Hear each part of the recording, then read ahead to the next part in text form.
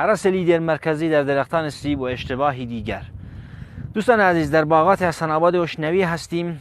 اومدیم برای کارشناسی و بعد از هرس ما اومدیم ببینیم که نظارت کنیم و وضع درختها چجوریه. دوستان عزیز، لیدر مرکزی همونطوری که گفتیم باید استانداردهای خودش رو داشته باشه. طبقه اول 4 بازو، بالاتر از اون با فاصله نیم متر الی 70 سانت یا 80 سانت باید طبقه دوم شکل بدی که این همه حزم شاخه ها و تداخل بازوها رو نداشته باشیم.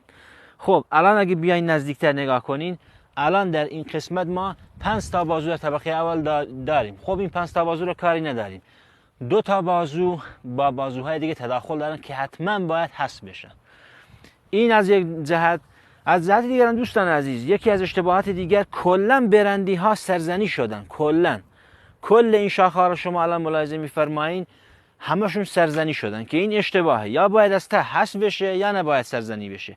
چون سرزنی بشه درخت دستور رشد دریافت میکنه، میره دنبال رشد رویشی و فقط تولید شاخ و برگ میکنه، از فاز زایشی عقب میفته و اون میوه هم که داره میندازه دور. نگاه کنین دوستان، کلا سر شاخه ها کلا سرزنی شده. یه تک و توک از این برندی ها باقی موندن و از دست قیسی در امان موندن.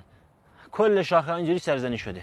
پس دوستان عزیز، دوباره تاکید میکنم، در لیدر مرکزی که بهترین نوع سیستم برای هرس سیب است، حتما باید استانداردهاش را رعایت کنید. طبقات فاصله شون باید از همدیگه مناسب باشه. اندامهای بارده نباید سرزنی بشه. باید حداقل سرزنی را ما در درختان سیب داشته باشیم که به باردهی عالی دست بیابیم دوستان عزیز.